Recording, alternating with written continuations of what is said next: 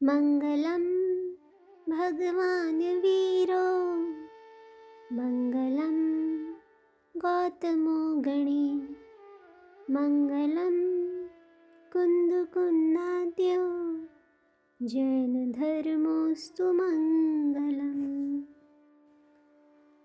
स्वागत है आप सभी का चामुंडराय वैभव के 20वें भाग में।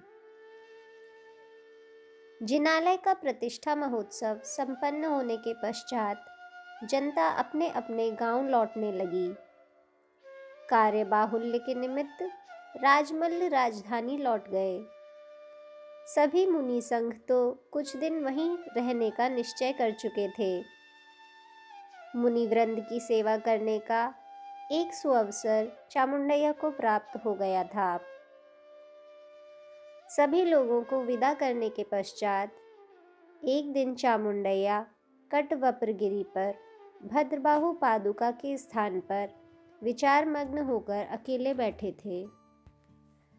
पादुका का एक दर्शनार्थी इनकी ओर आया तथा नमस्कार करके पूछने लगा, क्या आपने मुझे पहचाना नहीं? चामुंडैया ने उन्हें ध्यान से देखते हुए कहा, ओह ओह, आप रन्नमैया हैं। श्री कविरत्न कब पधारे? कहते हुए उनको आलिंगन में भर लिया। आपके द्वारा आयोजित पंचकल्याणक महोत्सव में भाग लेने आया था प्रभु। बड़े हर्ष की बात है। इतने दिन आप दिखाई नहीं पड़े, कहाँ थे आप? आपको कोई असुविधा तो नहीं हुई? पूजा के आरंभ में आपसे मिलना बड़ा ही कठिन था। आपके द्वारा आयोजित किसी कार्य में कैसी असुविधा हो सकती है प्रभु? प्रभु तैलब सकुशल से है ना? हाँ, आपको उन्होंने अभिवंदन भेजा है। हर्ष की बात है। आपकी काव्य रचना कहाँ तक गई?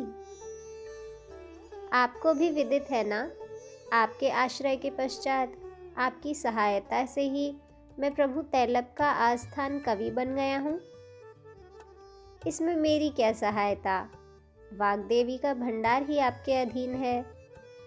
आपको अपनी कविता शक्ति ने ही वो स्थान प्रदान किया है। हम दोनों के गुरुवर अजित सेनाचार्य के आशीर्वाद से आपको वो स्थान प्राप्त हो गया। आपके इन अभिमान के वचनों से मैं धन्य हो गया। अस्तु, आप अब तक काव्य रचना में क्यों नहीं लगते? वो पांडित्य मुझ में कहाँ है रन्नमैया? मुझसे काव्य की रचना क्या होगी? तर्क, व्याकरण, गणित, छंद और साहित्य इत्यादि विविध विषयों में आप पंडित हैं। अजित सेनाचार्य के सम्मुख आपने जिनागम का अध्ययन किया है।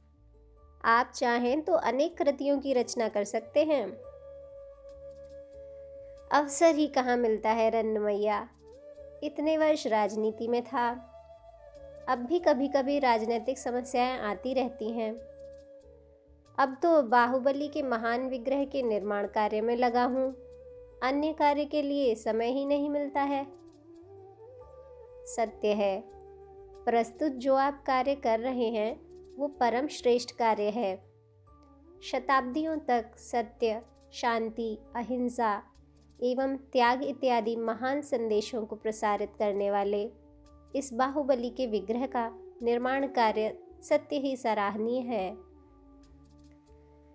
इसी प्रकार दोनों घंटों तक बातें करते रहने के पश्चात भद्रबाहु पादुकाओं को नमस्कार करके अन्य मंदिरों का दर्शन करने चले। अनंतर भद्रबाहु तथा चंद्रगुप्त के विषय वाले शिला शासन के पार्श्व में आकर बैठ गए। श्री कविरत्न रन्नमैया ने कहा, कल ही मुझे कल्याण के लिए प्रस्थान करना है प्रभु। ऐसी भी क्या शीघ्रता है, अभी कुछ दिन और ठहर कर जाते। नहीं प्रभु, हमारे प्रभु का आदेश है कि शीघ्र ही लौट आएं। फिर भेंट कब होगी कुछ पता नहीं। आज सायंकाल के भोजन के लिए कृपया हमारे यहाँ पधारिए। हाँ ठीक है प्रभु। रन्न मैया ने निमंत्रण स्वीकार किया। कुछ समय पश्चात वहाँ के शिला शासन पढ़ने लगे। दोनों ने इस शिला शासन में वर्णित मुनियों का स्मरण किया तथा वंदनार्पण किया। अनंतर रन्नमैया ने कहा, सदैव यहीं रहने वाले आप सत्य ही बड़े भाग्यशाली हैं। आज यहाँ हम दोनों का मिलना तथा वार्तालाप करना, ये सब भाग्य की बातें हैं प्रभु। इस शुभ प्रसंग के स्मरणार्थ यहाँ शिला शासन के समीप हम अपने नाम खो देंगे। ठीक है, मुनियों के चरण कमल में हमारे नाम भी रहें।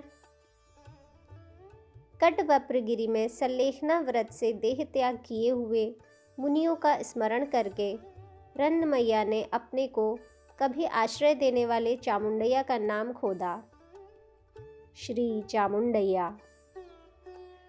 उसी प्रकार चामुंडैया ने भी अपने को काव्य का आस्वादन कराने वाले कवि का काव्य नाम श्री कवि रन्न खोदा।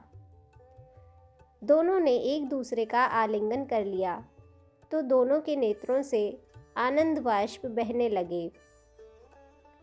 सायंकाल के भोजन का समय होने के कारण चामुंडैया रन्नमैया को अपने शिविर में ले चले। नेमि तीर्थंकर के पंचकल्याणक महोत्सव के संदर्भ में कटवप्रगिरि पर जनसागर ही प्रवाहित हो गया था। फिर भी महाशिल्पी अपने कार्य में ऐसे मग्न थे कि मानो दूसरे ही लोक में हों।